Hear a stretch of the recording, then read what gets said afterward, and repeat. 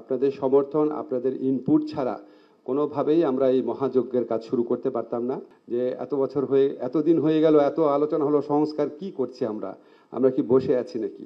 আমাদের হিসাবে এই দেওয়ানি মামলার সময়সীমা ইনশাআল্লাহ অর্ধেক কমিয়ে আনা সম্ভব হবে এটার মাধ্যমে। গুরুতর যে ধর্ষণের ঘটনাগুলো আছে 30 দিনের তদন্ত এবং 90 দিনের বিচারের ব্যবস্থা করা হয়েছে। অলরেডি আপনারা আসিয়ার ধর্ষণ মামলাতে দেখেছেন। আপনাদেরকে একদম কথা দিয়ে যাচ্ছি, আগামী 2 মাসের মধ্যে যেই পরিবর্তনগুলো করছি আইন মন্ত্রণালয়ের মাধ্যমে, সেটা হচ্ছে আইনগত সহায়তা কার্যক্রম, সেটা ব্যাপক বিস্তার করব। এখানে ডিটেইল কিছু বললাম না, ভূমি মুনির হায়দার বলেছে, এটা প্রসঙ্গে যাচ্ছি না। তবে আপনাদের সহযোগিতা, আপনাদের সমর্থন, আপনাদের ইনপুট ছাড়া কোনোভাবেই আমরা এই মহাযজ্ঞের কাজ শুরু করতে পারতাম না। ধন্যবাদ জানাচ্ছি, কৃতজ্ঞতা জানাচ্ছি।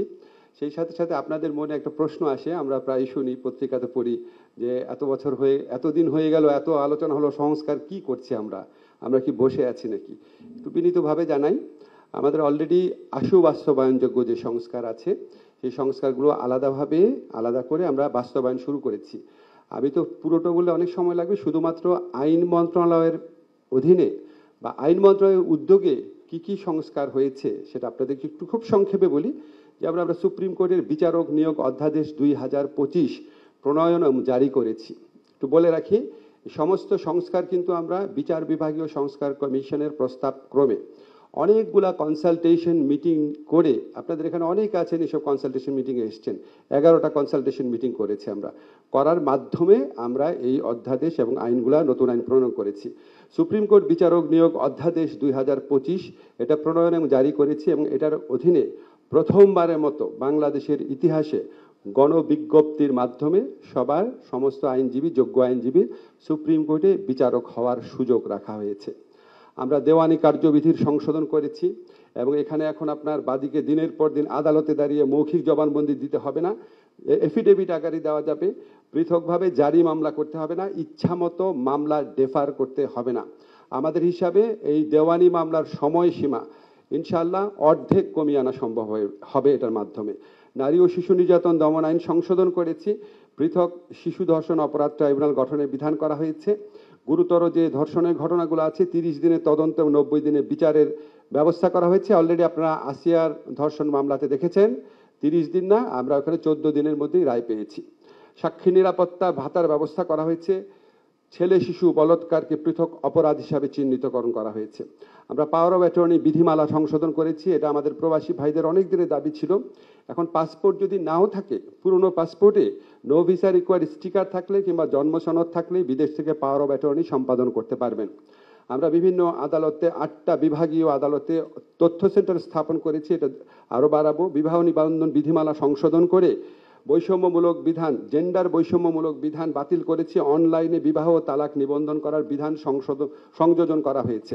এছাড়া আপনারা জানেন আমরা তথ্য প্রযুক্তি মন্ত্রণালয়ের সাথে আমরা ডিজিটাল সিকিউরিটি অ্যাক্ট করেছি, সাইবার সুরক্ষা আইন করেছি।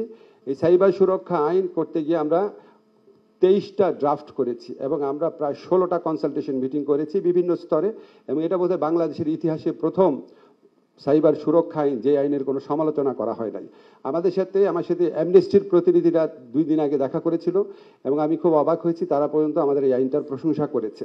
আমরা খুব ইমিডিয়েটলি, আপনাদেরকে একদম কথা দিয়ে যাচ্ছি, আগামী 2 মাসের মধ্যে যেই পরিবর্তনগুলো করছি আইন মন্ত্রণালয়ের মাধ্যমে, সেটা হচ্ছে আইনগত সহায়তা কার্যক্রম, সেটা ব্যাপক বিস্তার করব। এখানে ডিটেইল কিছু বললাম না, বাট আমাদের লক্ষ্য আছে এখন লিগ্যাল এইড সংস্থার মাধ্যমে 35,000 মামলা নিষ্পত্তি হয় রাফলি বছরে, আমরা এটাকে 2 লক্ষ মামলায় উন্নতি করব।